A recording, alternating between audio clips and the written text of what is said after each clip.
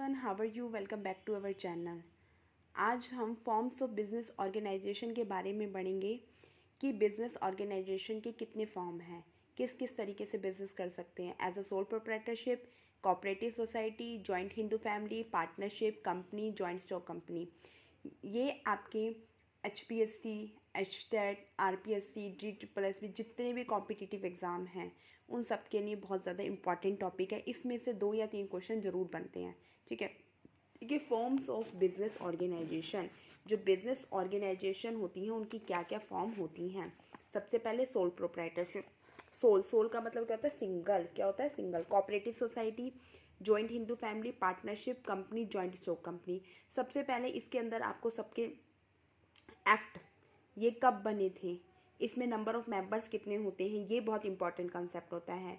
इनकी लाइबिलिटी कैसी होती है, इनका रजिस्ट्रेशन रिक्वायर्ड होता है या नहीं होता। ये 4-5 पॉइंट है जो सबके डिफरेंट है और जो आपको एग्जाम पॉइंट ऑफ व्यू से लर्न करने ज़रूरी हैं।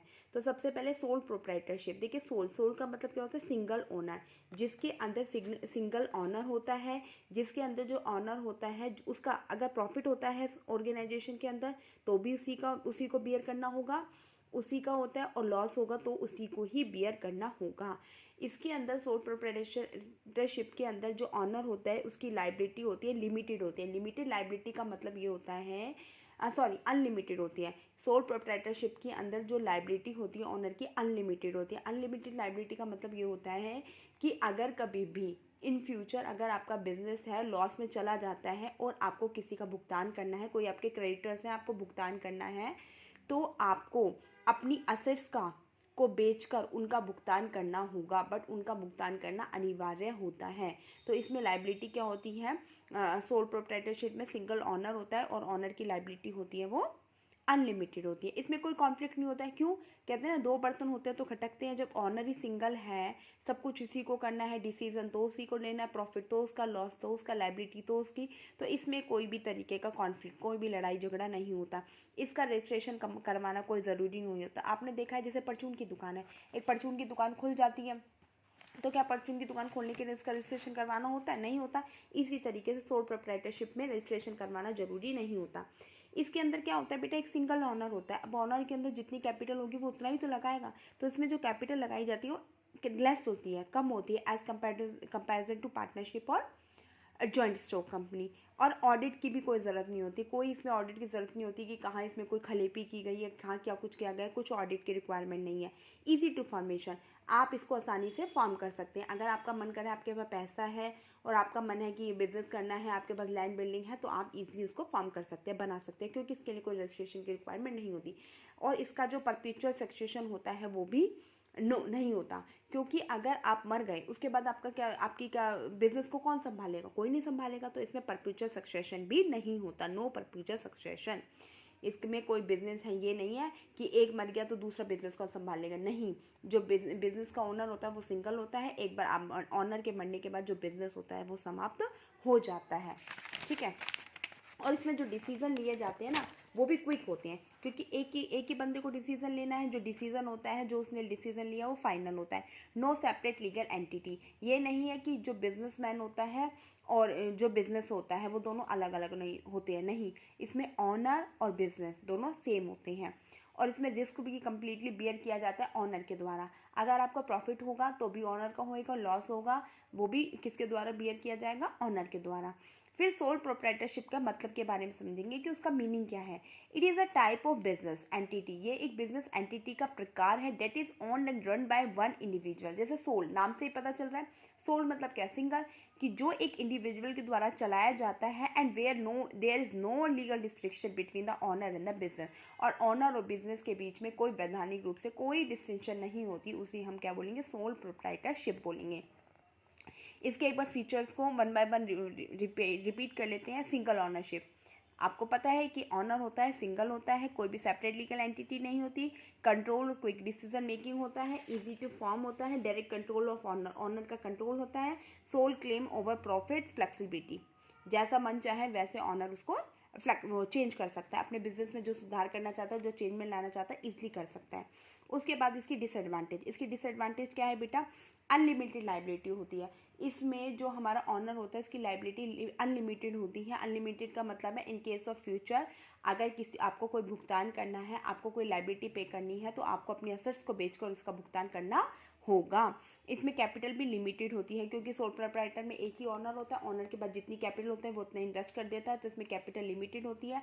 कंटिन्यूटी की लैक होती है। अगर ऑनर को फ्यूचर में कुछ भी हो जाता है, कोई नुकसान है, कोई हारी बीमारी कुछ भी हो जाता है या उसकी मौत हो जाती है, तो उस जो कंटिन्यूटी होती है वो ख़त्म हो जाती है। इसमें स्ट्रेस ज़्यादा होती है और वर्कलोड भी ज़्यादा होता है क्योंकि सारा ही काम ऑनर का होता है।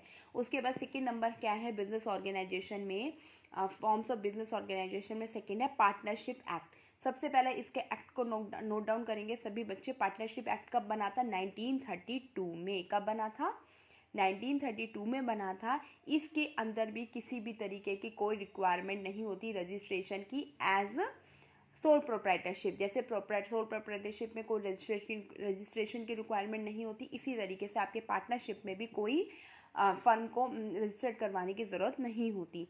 एग्रीमेंट, ये क्या है, पार्टनरशिप है। इसके अंदर एग्रीमेंट होता है, दो या दो से अधिक लोगों के बीच में एक एग्रीमेंट होता है। एक प्रस्ताव रखा जाता है कि भाई उसके अंदर सब कुछ लिखा होता है कि कितना प्रॉफिट बटेगा, कितना लॉस, कितना इंटरेस्ट ऑन कैपिटल दिया जाएगा, क्या सैलरी रहेगी, क्या ड्राइंग पे इंटरेस्ट रहेगा, सब कुछ लिखा होता है। ये वर्बल और रिटर्न दोनों फॉर्म में होता है। अगर ये ऑरल फॉर्म में होता है तो नॉर्मल, और रिटर्न फॉर्म में अगर ये डॉक्यूमेंट होता है तो उसे बोलते हैं पार्टनरशिप डीड। पार्टनरशिप एक्ट 1932 के अकॉर्डिंग जो एग्रीमेंट रिटर्न होता है उस एग्रीमेंट को पार्टनरशिप डीड के नाम से जाना जाता है।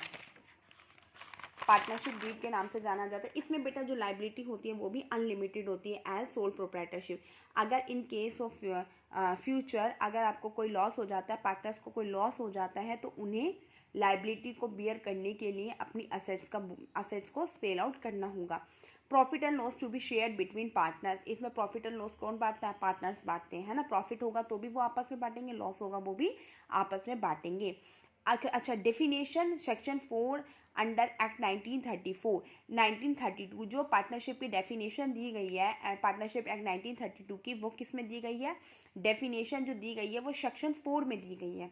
ध्यान रखना, पार्टनरशिप एक्ट की 1932 की जो डेफिनेशन है वो सेक्शन 4 में दी गई है। इसके अंदर कैपिटल होती है वो ज़्यादा इन्वेस्ट होती है as comparison to sole proprietorship, क्योंकि इसमें सिंगल ओनर होता है, उसके बाद जो कैपिटल होती है वो इन्वेस्ट कर देता है। पर पार्टनरशिप के केस में दो पार्टनर होते हैं, दो से ज़्यादा पार्टनर होते हैं तो ज़्यादा कैपिटल इन्वेस्ट होती है। इसमें कॉन्टिन्यूटी का अभाव होता है। मान लो दो पार्टनर है, एक मर गया, पार्टनरशिप फर्म खत्म हो जाती है। ठीक है, उसके एक इसकी डेफिनेशन ये अब मैं बार बार बोल रही हूँ कि जो पार्टनरशिप एक्ट 1932 में जो डेफिनेशन दी गई है वो कौन से सेक्शन के अंतर्गत दी गई है, सेक्शन नंबर 4 के अंतर्गत दी गई है। एक बार HPSC में एक क्वेश्चन पूछा गया था, can a minor be a partner, क्या माइनर पार्टनर बन सकता है, नहीं। इसका आंसर क्या आएगा, नहीं। पर इसके अंदर कुछ कंडीशंस होती हैं। पार्टनर ओनली फॉर प्रॉफिट, एक माइनर पार्टनर बन सकता है, पर कब बन सकता है, जब वो सिर्फ ओनली प्रॉफिट को शेयर करता है, लॉस को शेयर कभी नहीं कर सकते। अगर वो प्रॉफिट को शेयर कर सकता है, अगर वो प्रॉफिट में अपना हिस्सा लेता है तो माइनर पार्टनर बन सकता है, बट लॉस की कंडीशन में माइनर पार्टनर नहीं बन सकता। अच्छा, पार्टनरशिप एक्ट 1932 के अकॉर्डिंग कितने मेंबर्स होने चाहिए, मिनिमम 2 मेंबर्स होने चाहिए पार्टनरशिप में, मैक्सिमम 50 मेंबर्स का होना ज़रूरी है।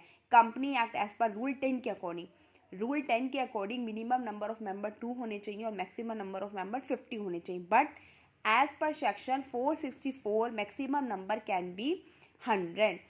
अकॉर्डिंग टू रूल 10 के according company act minimum number 2 होने चाहिए, मैक्सिमम नंबर 50 होने चाहिए। बट सेक्शन 464 के अकॉर्डिंग जो पार्टनरशिप होते हैं उसमें मैक्सिमम मेंबर 100 भी हो सकते हैं।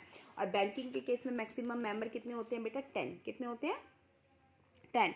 उसके बाद हम पार्टनर्स के टाइप के बारे में पढ़ेंगे। सबसे पहले एक्टिव पार्टनर, जैसे कि as a name suggest that active partners are those partner that invested the capitals and share the profit and loss equally. ठीक है, एक्टिव पार्टनर्स वो पार्टनर होते हैं जो कैपिटल को इन्वेस्ट करते हैं, हम पार्टनरशिप में कैपिटल को इन्वेस्ट करते हैं, काम करती हैं, सारा एक्टिव रूप से रहते हैं, प्रॉफिट एंड लॉस को बियर करते हैं, क्विक डिसीजन लेने में हेल्पफुल करते हैं, तो वो हमारे कौन से पार्टनर कहलाते हैं? एक्टिव पार्टनर, जो एक्टिव रहते हैं। जो हमारी जो फर्म होती है, जो हमारा बिजनेस का काम होता है, जो हमारी पार्टनरशिप होती है, उसमें वो एक्टिव रहते हैं। प्रॉफिट एंड लॉस में भी एक्टिव रहते हैं, प्रॉफिट होगा तो भी बांटेंगे, लॉस होगा तो भी बांटेंगे, कैपिटल भी इन्वेस्ट करते हैं और साथ में डिसीजन भी लेते हैं। स्लीपिंग पार्टनर को डॉर्मेंट पार्टनर भी कहते हैं। स्लीपिंग पार्टनर वो होती हैं जो सोते रहते हैं, मतलब उनका किसी भी डिसीजन में एक्टिव पार्टिसिपेशन नहीं होता। वो कैपिटल तो इन्वेस्ट करते हैं और प्रॉफिट एंड लॉस को भी बियर करते हैं, बट उनका डिसीजन में कोई पार्टिसिपेशन नहीं रहता। वो कोई भी किसी तरीके का कोई डिसीजन नहीं लेते, कोई काम नहीं करते। उन्हें बोलते हैं स्लीपिंग पार्टनर। सिर्फ वो प्रॉफिट और लॉस लेने के लिए और कैपिटल को इन्वेस्ट करने के लिए होते हैं। फिर है पार्टनर ओनली फॉर प्रॉफिट। कुछ ऐसे पार्टनर होते हैं जो सिर्फ जिनका हिस्सा सिर्फ प्रॉफिट में होता है। अगर कंपनी में प्रॉफिट होता है, अगर पार्टनरशिप में फर्म में हमें प्रॉफिट होता है तो ही वो शेयर करेंगे, लॉस के केस में वो शेयर नहीं करेंगे, तो उन्हें बोलते हैं पार्टनर्स ओनली फॉर प्रॉफिट। एक होता है नॉमिनल पार्टनर। नॉमिनल पार्टनर वो पार्टनर होते हैं बेटा जो ना तो कैपिटल इन्वेस्ट करते, ना ही उनका प्रॉफिट और लॉस में कोई हिस्सा नहीं होता, बस वो नाम के पार्टनर होते हैं। जैसे आपने देखा होगा कई बार किसी नाम से किसी के नाम से किसी दुकान की पहचान होती है, तो उसमें वो ना तो प्रॉफिट लेते, ना लॉस को शेयर करते, ना ही कोई कैपिटल इन्वेस्ट करते, बस उनका नाम से उनकी वो दुकान चलती है, उनकी गुडविल अच्छी होती है, तो उसे बोलते हैं नॉमिनल पार्टनर। एक होता है लिमिटेड पार्टनर, जिसमें उनकी लायबिलिटी होती है वो लिमिटेड होती है, उसे बोलते हैं लिमिटेड पार्टनर्स। उसके बाद हम पढ़ेंगे पार्टनरशिप डीड के बारे में। पार्टनरशिप क्या डीड क्या होती है? It is a return document where some points are mention. एक रिटर्न डॉक्यूमेंट होता है, जब हमारा एग्रीमेंट एक रिटर्न फॉर्म में होता है तो उसे पार्टनरशिप डीड कहते हैं। इसके अंदर कुछ पॉइंट्स ये होते हैं, जैसे कि सबसे पहले name address of the firm and all partner. सारे पार्टनर्स का नेम क्या है, एड्रेस क्या है, फर्म का क्या नाम है, वो सब। फिर किस तरीके का बिजनेस है, क्या ऑब्जेक्टिव्स हैं बिजनेस के, किस तरीके का बिजनेस है। फिर कितने साल तक, ड्यूरेशन ऑफ द पार्टनरशिप, कितनी कैपिटल कंट्रीब्यूट की जा रही है, क्या profit and loss sharing ratio रहेगा, क्या इंटरेस्ट ऑन कैपिटल दी जाएगी, क्या इंटरेस्ट ऑन ड्राइंग होगी। ये सब हमारी लिखी होती है, किसमें? हमारी पार्टनरशिप डीड में सब कुछ लिखा हुआ होता है। उसके बाद नेक्स्ट वन है जॉइंट हिंदू फैमिली बिजनेस। क्या है? Joint Hindu family business. HUF का मतलब है Hindu undivided family. HUF amendment act है, वो हमारा 2005 में बना था। जो जॉइंट हिंदू फैमिली बिजनेस है वो एक तरीके का फैमिली बिजनेस है। उसमें जो फैमिली का हेड होता है वो कर्ता होता है। जो कर्ता होता है उसकी जो लायबिलिटी होती है वो अनलिमिटेड होती है और सारे डिसीजन है वो कर्ता के द्वारा ही लिए जाते हैं, और बाकी जो फैमिली के मेंबर्स होते हैं उन्हें को पार्टनर कहते हैं। ठीक है, ये इसमें 3 जनरेशन तक के लोगों को शामिल किया जाता है। इस तरीके का जॉइंट हिंदू फैमिली बिजनेस है। इस तरीके का बिजनेस ओनली इंडिया में चलता है। इसमें जो कंट्रोल होता है वो कर्ता का होता है, डिसीजन होता है कर्ता का होता है, अनलिमिटेड लायबिलिटी होती है वो कर्ता की होती है। अच्छा, एक चीज़ जो है, हिंदू सक्सेशन एक्ट 1956 है, but Hindu succession amendment act 2005 है। दोनों डिफरेंस है। अगर ये पूछते हैं क्वेश्चन में, अगर पेपर में ये पूछते हैं हिंदू सक्सेशन एक्ट, तो आपको टिक करना है 1956 में, और ये पूछते हैं हिंदू सक्सेशन अमेंडमेंट एक्ट, तो आपको 2005 पर टिक करना है। ठीक है, इसमें जो कर्ता की लायबिलिटी होती है वो अनलिमिटेड होती है, और जो अदर मेंबर की लायबिलिटी होती है वो कैसी होती है? लिमिटेड होती है। फिर हमारा आता है joint stock company. Joint stock company क्या है? ये भी एक तरह का बिजनेस है। वेयर द कैपिटल, जिसमें कैपिटल को डिवाइड किया जाता है शेयर मतलब अंश में। That can be freely transferred between the members, और इसे इजीली ट्रांसफर कर सकते हैं मेंबर्स के बीच में। जॉइंट स्टॉक कंपनी की क्या क्या फीचर्स हैं? सबसे पहले जो इसमें लायबिलिटी लिमिटेड होती है।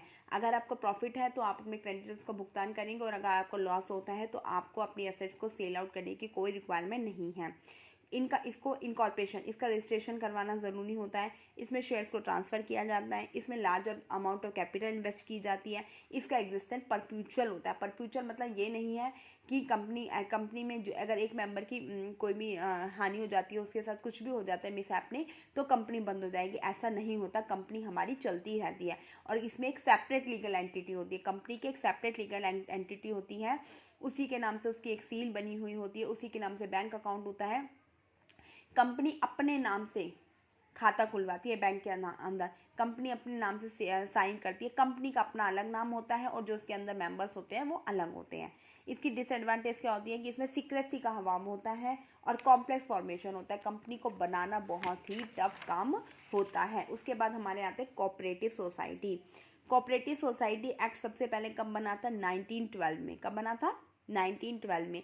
ये एक प्रिंसिपल पर बेस्ड है, सबसे मोस्ट इम्पॉर्टेंट। एचपीएससी का प्री का एग्ज़ाम हुआ था 2023 में, उसमें ये पूछा गया था कि कोऑपरेटिव सोसाइटी वो किस प्रिंसिपल पर बेस्ड है, तो किस पर है? One man one vote. क्या कहते हैं? One man one vote. इसमें जो मेंबर्स होते हैं वो 10 होते हैं, और ये एक्ट कब पास हुआ था? 1912 में हुआ था। इसको एसोसिएशन, ये अपनी इच्छा से, ये कोऑपरेटिव सोसाइटी एक्ट है, ये अपनी इच्छा से बनाया गया एसोसिएशन है, वॉलेंट्री एसोसिएशन है। इसमें ग्रुप ऑफ पर्सन होते हैं, और इसका रजिस्ट्रेशन करवाना कंपलसरी होता है, और इसका स्टेटस होता है वो भी क्या होता है? लीगल होता है। ये हमारा कोऑपरेटिव सोसाइटी के बारे में था। ये हमारे बिजनेस ऑर्गेनाइजेशन के फॉर्म से क्या क्या? सबसे पहले सोल प्रोप्राइटरशिप था, फिर पार्टनरशिप था, फिर जॉइंट हिंदू डिवाइडेड फैमिली था, जॉइंट स्टॉक कंपनी था, और कोऑपरेटिव सोसाइटी था। अगर वीडियो अच्छी लगे तो please like share and subscribe my channel, and please मेरा सपोर्ट करिए। आगे इसी तरीके से बढ़ते रहेंगे। अगर आपका सपोर्ट रहेगा, अगर आप सपोर्ट करते रहेंगे, तो मैं डेली आपको एक लेक्चर वीडियो प्रोवाइड करूँगी, और इस चीज़ की गारंटी है कि अगर आप मेरे अकॉर्डिंग अपनी प्रिपरेशन करेंगे तो you will get success in your life. Thank you. Have a nice day.